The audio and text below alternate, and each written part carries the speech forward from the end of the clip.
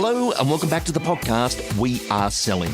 My name's Lee Woodward, your coach and host. Today, very special program. I'm coming to you live from McLachlan Partners on the Central Coast of New South Wales. And for those of you following the social media world, you would have seen me a couple of weeks ago at the 100 years of legacy as McLachlan Partners reached their 100th year in business. And joining me today is Bruce McLachlan. Bruce, welcome to the program. Thank you, Lee. Thank you for having me on your podcast. This is exciting to have you on the podcast because take us back. 100 years of business service. Take us into the history. Grandfather and his brother came back from World War I from France and both survived the war. Came back and opened up an office in Logie, proudly advertised inspections by motorised vehicles. In those days, the people caught a train to Wyong, caught a ferry across Tuggerah Lakes, got off a long jetty, and the grandfather and brothers would then chaperone them, probably through bush tracks those days, and show them blocks of land and things like that around Long Jetty. And that's how it started. They did that through the 1920s. They built a guest house. They did a lot of building work and all sorts of things you imagine. They rebuilt Long Jetty for what was called then Erin Shire Council those days. And then they ran into a couple of tough years in business. It was, they were called the Great Depression and World War II. And so you could imagine the agency practice wouldn't support the two boys or the two families in total. So Doug went back to building and my grandfather went back to work in customs in Sydney, but still kept his license. Used to come up on the weekends, take a room in the Lakes Hotel and sell blocks of land down in the lobby. They sold their land. They did subdivision, sold their land for £40. No interest, lay-by terms, paid money off. When people got some money, they would just come in and pay off the loan. We still got the loan books in the office at no interest, afterpay for real estate. Wow, ahead of its time. Now, Bruce, we're actually in the office where the family grew up. Your brother, Craig McLachlan, as well. Yes. Very well known in the Australian industry, in the Australian community. And the office was out the front, which is where I am today. Over this time, you've seen so much happen within the real estate industry. And that was one of the parts of the interview I really wanted to use today is play it down the line. We've got so many real estate salespeople that become business owners one day. That could be their passion, or they just may stay as a sales professional. But you got thrown into being business ownership very early. You were 22 years of age. Tell us what happened. Like everyone, I don't think that you want to do what your father does. And I initially had a teacher scholarship and I went to Hawkesbury Ag College and found that I didn't like the university wasn't for me. So I often say I did a 3-year course in 6 weeks. So I left it in 6 weeks and actually went share farming and grew vegetables up at Mangrove Mountain. And then to basically escape the business and I travelled around Australia with a bricklayer and we ended up in the Northern Territory. I ended up in a mining camp and I did 2 seasons up in a mining camp to save up for a milk run. Milk runs were very lucrative those days. It was government regulated and you'd only buy your milk from your milkman. And I soon worked out that the richest guy in the water was the milkman and he was there in the surf at 9 o'clock. So I thought, that's it. That's the job for me. I can make some good money and I can go surfing at 9 o'clock. I'm going to be a milkman. So as the Central Coast was growing so quickly and people would build houses and the vacant land would turn into houses, your milk runs, a bit like lawn mowing runs, you could sell them off. So that was the plan. But I got a call over the radio. There was no telephones in the mining camp. It was a radio phone. It just said, Mum was on the phone. Said, come home. Your dad's got cancer. Click over. And that was it. So I was on a mail plane back to Mount Isa and then down to home. And in those days, in the 70s, there was no chemotherapy on the Central Coast. So I had to drive Dad to Sydney for chemo. So I couldn't get a normal job because I had to be available to drive him. And so they said, you can work in the office. And I said, okay, all right. And I quickly saw guys flipping houses and I went, I could do that. So took an interest in real estate, mainly to buy old houses and do it up. And I was lucky I bought my first house and I had the deposit from the mining camp. So instead of a milk run, I went into a property purchase. I was very lucky. 1980, 81, the property market doubled. I doubled my money on a house. And all of a sudden I thought, hey, this real estate's easy. And I think the next 3 houses I either broke even or lost. That was the drive thing. So, and funny enough, we talking about limiting beliefs. My father, just before his deathbed, said to me, "Go into the business. It'll be a good business. You'll have a nice house and you'll get good holidays. He said, but if you want to make money in property, you've got to buy and sell real estate. And I didn't really think about it too much, but basically that's been my career. We've had a nice agency, nice business, had a good life and live on the beachfront and always had an overseas holiday with the kids and all that sort of thing. And in the back of my mind, all my money's always been made from buying and selling property or developing property. And that's so limiting beliefs are something that I would warn young agents about. You can get stuck in what you think there would be. And we've only got a solo office. Now, Bruce, you were 24 when you became a business owner, 22 when you entered the business, but your uncle Ian was the other owner once your father passed away. And then suddenly here you are as a business owner, but in true tradition of what a great business or how a great business is built, he was brilliant at administration back end and you were not interested in that. You're interested in the front end of the business. Yeah, I was totally sales orientated and it didn't, paperwork was not my forte. And Ian was brilliant, and his wife Leonie both worked in the business, and both brilliant administrators and good hard taskmasters. They were very old school. The doors opened at 8:45, and no one left before 15 minutes past 5. That was the minimum because the phone still rang. And if you look at the authoritarian business model that was those days to what it is now, working from home, mobile phones, guys rock in, rock out. As long as their appointments are done and all that sort of thing. Half the time you don't even know where your crew are. In those days, it was, front up the office and do those things. They were very regimented, and they were great training for me because I was the absolute opposite. But it worked really well. I did the sales team. I built the sales team up and the back end, whatever was ever a problem, he would fix it up. So insurances, all that sort of stuff, very brilliant. And that was a good partnership over 30 years, not one crossword between us, even to the point of buying it. I bought Ian out and he still comes in the office weekly, comes in for a day or two and well into his 80s and still comes into the office, and the staff enjoy his company and the continuity of it all too. So, but the tip there for our listener, we see a lot of, I'll use the word young agents, but young thinking, because business maturity lasting 100 years is not normal. And there's got to be lessons in there and wisdom. But a lot of people team up because they're both excited and they're both great at sales. But having someone focused on administration is such an asset to the business. Yeah, so I think it was, we're just lucky in that regard that we were opposites in personality and we didn't butt heads.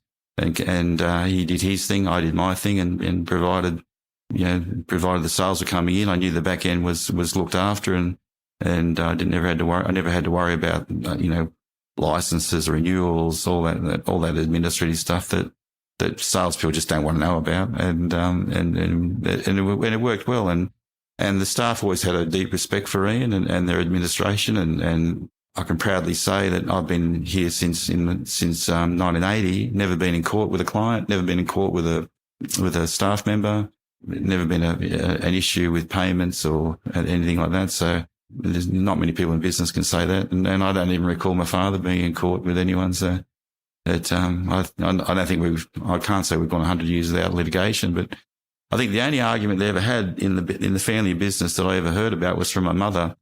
Was when my father started banking the trust monies in the night safe at Westpac, and my grandfather thought that was absolutely ridiculous that you would put the money in a hole in the wall when it could always, when it sat in the teapot for years, perfectly safe out the back. That was the only major argument I think the family had over where the trust money should be held. Now, Bruce, at 24, business owner, for those that have visited the Central Coast, today it's very different to what it was back then. You couldn't even get here that easily. But you guys entered into massive subdivision of land sales. Take us into that. Yeah, well, basically, there was one client that had a large holding up at Shelley Beach.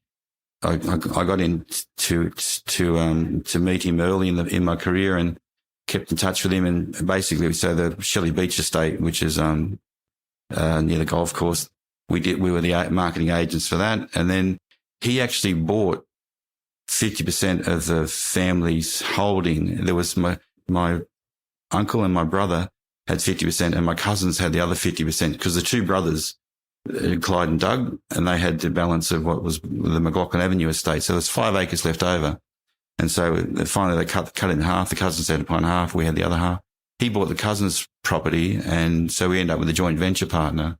And so the family did. That's Craig Close, Fiona Close. That's named after my brother, Craig McLachlan. And so from then on, we did other work with him and other land subdivision. And then with that, anyone else that had subdivision work came to us. So we got known for subdivisional stuff and the rural sales out of Tumby after Palm Valley Estate.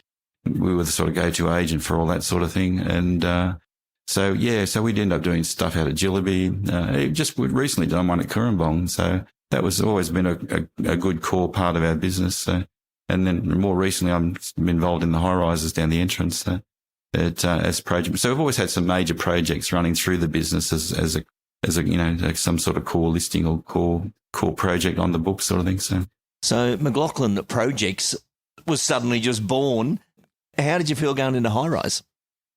Oh, well, I've always done the low rise on the beachfronts and that sort of thing. The boutiques, the boutique buildings. We were involved in them when they were first started, when the entrance started gentrifying and the old fibros are getting pulled down on the beachfront and that. So I was involved with Grant Constructions, building a piece in Rockpool, and they were the landmark sales. So you sold the best units in town. You were the go-to agent for that. So it was good for the reputation and the business. And you always had the record sale for the district.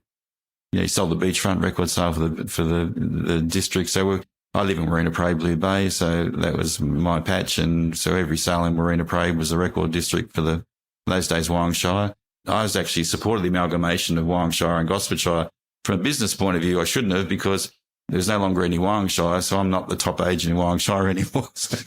The Terrigal suburbs and the Masters and that are higher end thing. So we lost our status for the number one sales in the Shire and that. But I still think the Central Coast should be the Central Coast as a region. So I was supportive of that against my business interests. So, Bruce, while you were a very young man running this very big business, your brother Craig, you both lived here in the house. Craig had no interest in real estate. He went off to be his entertainment career. How did that all go?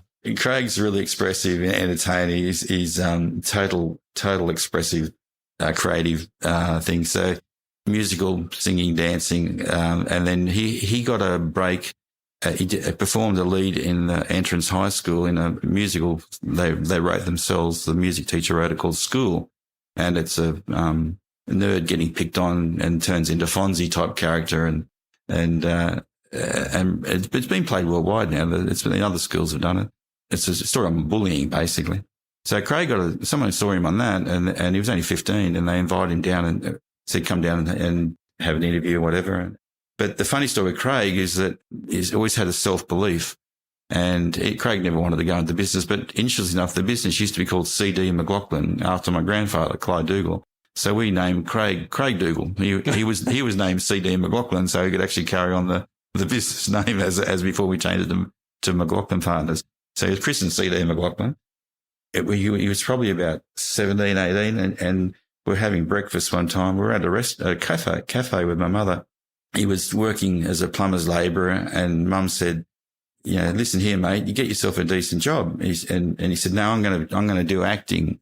And Mum said, No. She said, "There's a job at Greywell Fords in Gosford as a car salesman. Now you get yourself in there and you get yourself a decent job." And Craig said, "No, Mum." He said, "I'm going to be on the stage next year as a Logie winner for Australia's Best New Talent." And we just laughed at him. Now at that stage, he hadn't had an audition. He hasn't a manager. He didn't even have I took his first photos for his resume, for his model sheets. Him running up down Toowoomba Beach, and I've got the office camera taking photos of him. So no audition, no manager, no nothing. And he says to the family, "I'm going to be on stage as Australia's Best New Talent, winning a Logie." And sure enough, 18 months later, at Neighbours, he's on stage and he's got his first Logie. Now, I know he's got a few now. So that's amazing. And so after that, we never laughed at him. Yeah, we didn't. We seriously. So he would say to me, "I'm going to do this and that." Now I go, "Yeah, okay, mate, whatever. Yeah, go for it." And because you never laughed at him, because after that, he put us, but Mum said, "There's a good job as a car salesman, Gosford. Go there and get it." So don't always listen to your mother. And, but he rang me up one time in London and he said, oh mate, he said, I'm really big over here. I said, you got to come. I went, oh, put your head in. He said, no, seriously, I'm really big. And so I flew to London to see him, and the paparazzi are lined up in front of his house with the cameras, and they're going through his garbage. And that was in the heyday of Neighbours. Yeah. And you couldn't walk out of the street. And I had the very early big video cam recorders. I was on the way to a surf trip to Jeffreys Bay, and I was going to take some surf footage, and the big old tapes, you remember? Yeah. So I spent 10 days in London with him when he was doing Greece, and I pretended to be Australian TV. So I would run around and interview all the pommies, and we had an absolute ball in the backstage. But Craig would always make himself available. And, you know, he would spend an hour after the show out the back just signing autographs for everyone. You got to talk about marketing and self-belief. In Australia, when he was signing autographs, he'd actually sign your autograph and you go, now don't forget to vote for the Logies. And then he'd go, yeah, okay. And so he got all these Logies. He'd always ask people to vote. You know, you give him an autograph and there was the law of reciprocation. You know, I'll give you something, you give me something back. And he was good at that. No, he's had an amazing career, and some of the stuff that he's done, Lee, though, you talk about me being humble. He doesn't sing his praises. He would probably be one of Australia's best guitarists. And that when he was in London, Keith Richards from the Stones used to invite him over to his house to jam with. And then Ace Frehley from Kiss would invite him over in LA to jam, just to sit and play guitar with him. And all from Longjetti. Yeah, totally. I'm sitting probably 20 metres away from where his bedroom was, which is now property management, and all out of this same place. Yeah, well, I'll tell you another story with Craig. When I went into council, as you know, he was probably the only local that never asked me to dredge the lake or deepen it, because where you're sitting, Lee, as you know, if you walk outside here and go down the one block, there's the lake. There's also a jetty. So at the age of 12 months, I said to Mum, can I take Craig for a walk in the stroller? And of course I did. And I went down the jetty, and I accidentally pushed him off the end of the jetty in his stroller. So I always say to him, you got your strong vocal voice from me, because when he dropped in the water, lucky the lake is shallow, as you know, it was just to his neck. And I remember looking down his throat and seeing his tonsils, and he was just screaming. As you can imagine, a 12-month-old baby, big buffy baby. I jumped in the water. I couldn't get him out of the stroller on that. So in the end, I pushed the stroller through the lake, up through the ribbon weed, up through the mud, and he came out looking like the Loch Ness monster. And then ran him up the road and he was still screaming like a siren. And got to the top of the driveway here. Mum came out of the office, and I just pushed the stroller. She says, "What's going on?" I just pushed the stroller to Mum, and it was about 8 o'clock in the morning. I didn't come home till the street lights came on that night, because I knew I'd get a flogging. But Craig never swam. He didn't swim till a later age. He would not go near the water. He was never one of the real great surfers in town. And that unfortunately was probably due to me dropping off the jetty at the age of 12 months. When you were at the 100-year legacy, 1924, that business actually started.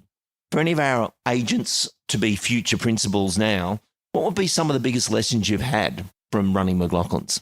Well, first of all, I mentioned limiting beliefs and that sort of thing, but I think in the early days, I was very, hard line. If the people turn up for the sales meeting late, I used to close the door and not let them in, and try to be regimented. And I think it's like holding a bar of soap. If you squeeze too hard, you just slips out of your hand. So I finally got the philosophy, well, my friends rang up and said, "Do you want to play golf?" And I said, "No, I'm too busy." And he said, "Don't you make mistakes?" And I said, "Yeah." And he said, "Well, let your staff make mistakes and come play golf."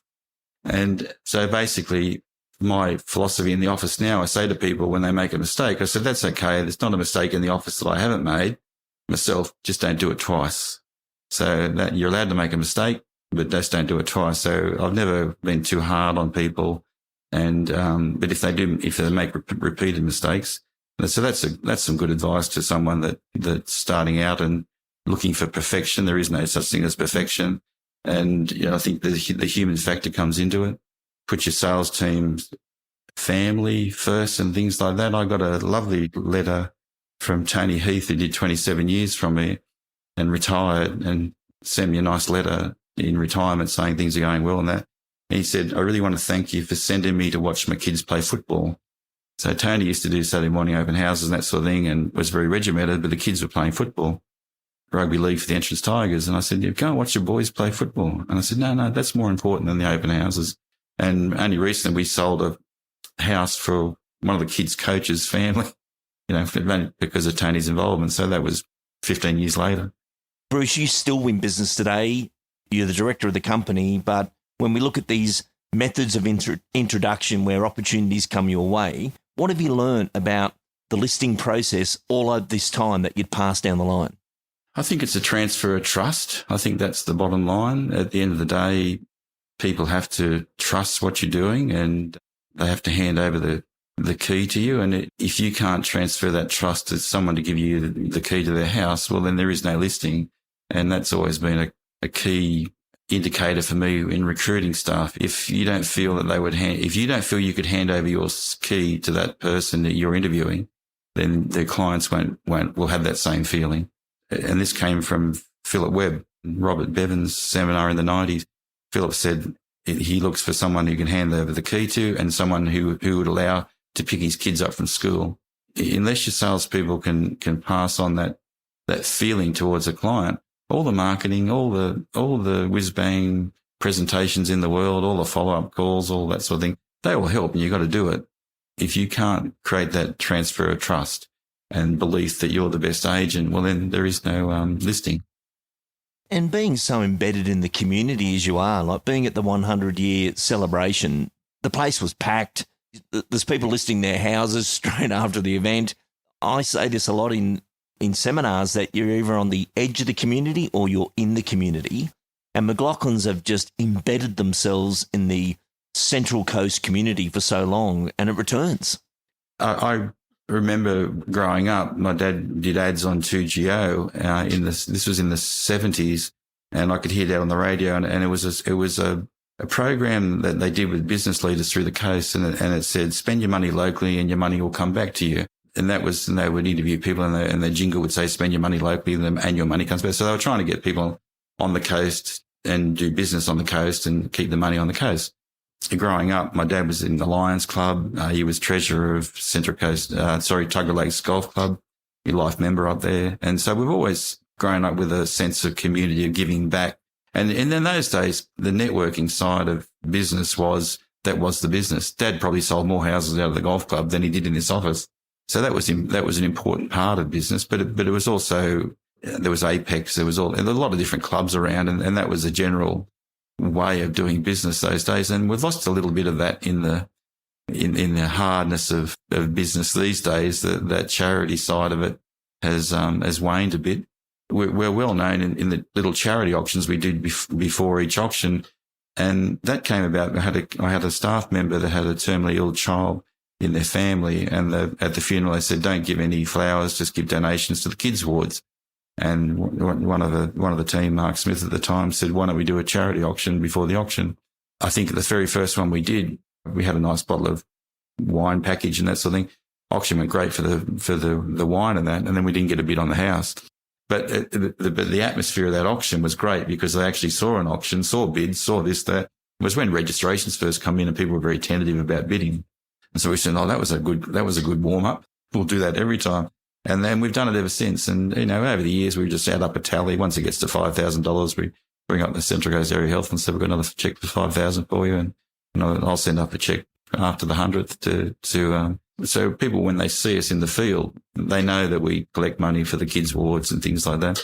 Next Saturday, I'll be down at Toowoomba Surf Club at the Toowoomba Swim, and we're a long-term sponsor there. The flags will be on the beach. They make me swim. I got to go and swim a kilometre next Saturday. And I usually do 2 kilometres, but I think this year I'll only do 1.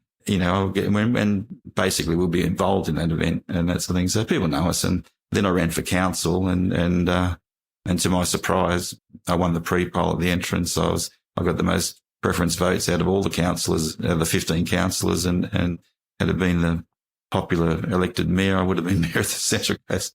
Now, Bruce, you actually made my book Claiming Doors with your wonderful terminology around when we talk about bringing deals together in real estate. I have a duty of care. I just love how you explain it just to our listener that hasn't listened to or read anything about that. But when you're bringing deals together, you've always stayed very calm in how you do that. Yeah, well, I learned in the recession, Keating and that, where prices, we got slammed 20% overall. Some streets down here went, 40, 50%. I saw values go from $1 million on the beachfront down to 350,000 for within 2 years and that sort of thing. So a lot of agents never experienced a heavy downturn in the market. And then you have vendors who could have got a price 1 year. And then in those days, the price was severely dropping. And then they would come back and abuse you for 2 years later because they dropped and you had an offer on the table 2 years earlier or early in the agency. I remember one guy coming in to me and saying, "You should have made me take it. You should have made me take the offer." And how often do agents have early offers that don't get accepted and then they move on to the second agent? Second agent does the deal at the price that their first agent has been rejected. That's so common in the industry.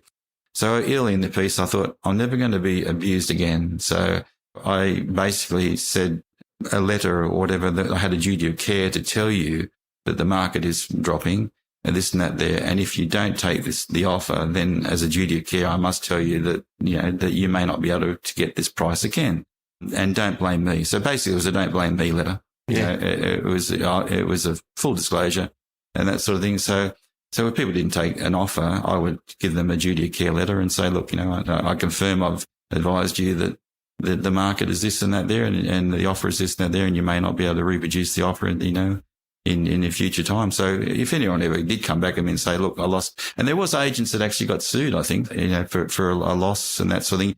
How amazing. You look at fluctuation in price, $1 million to 350, and then the area's gone through its transition again. What's a beachfront worth here now?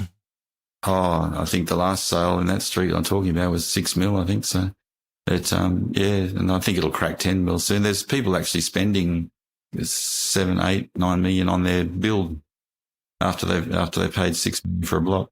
So the actual construction costs are more like 15 million, but the market will eventually get there for the new costs. It always catches up, but with the beachfronts, I've always looked at the northern beaches and saw where they were. And then if their prices are Monavale or, at 15 mil or whatever, or 10 mil, you'll know the next cycle. That's where the Central Coast will be. And that's been the history of all those. Every cycle we'll catch up to where the northern beaches were. Now, Bruce, you're a keen surfer. You live beachfront yourself. How did you and Craig end up living next door to each other? Well, that's an interesting one. And, you talk about the 350 sale. That was my own purchase with Craig. And I tried to buy beachfronts. I had a salesman at the 100th that I thanked. And on one of the very first caravans on Multilist, we went down to a brand new beachfront arena parade.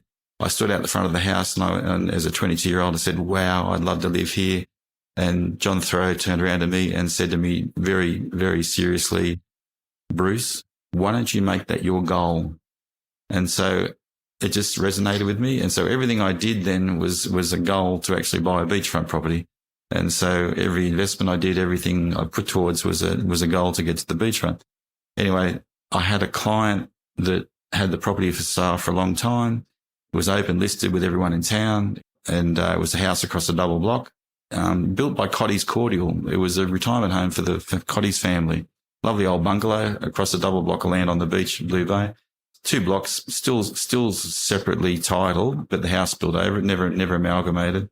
But he wouldn't sell one block individually and he'd only sell the 2. And I couldn't afford 2 blocks.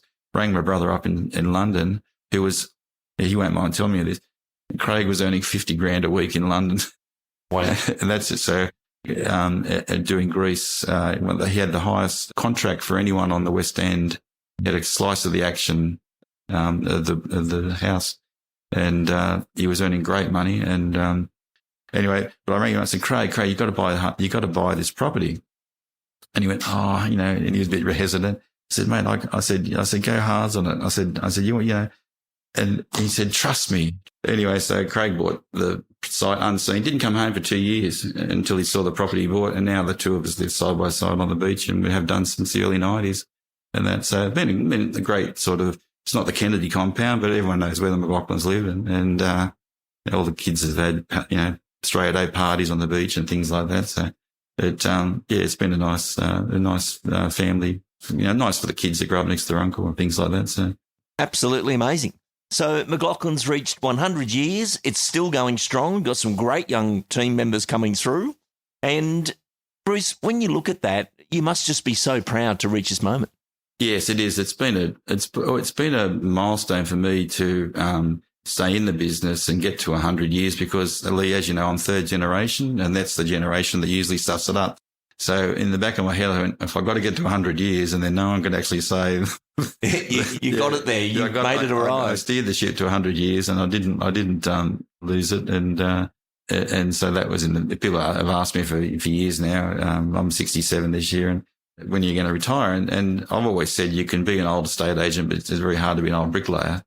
So my grandfather was mid-80s in the office each day, and he used to come in and, as I said before, Ian's in his mid-80s now, comes in, at least once a week and that sort of thing. So I think, I've got quite a few years left and I've got a great team. And we kept the name McLachlan Partners, even though I bought Ian out many years ago. And at one stage we were going to go McLachlan's just as a thing. I thought, no, I'll keep the partners, McLachlan Partners, because that will allow new partners to come into the business. And it's open knowledge that I've invited the team to come in as equity partners, and there's a pathway for people there if they want to come into the office as equity. My attitude, I was only ever had 50% for half my career with Ian, so I'm sure there's room for some non-family members and that. So, well, what an incredible brand that's embedded in the community and lives on. And still today, so many people are referred on, be it solicitors, lawyers. There's something exciting going on the Central Coast. You're involved. But congratulations, Bruce, and thank you for sharing your story on our podcast. Great.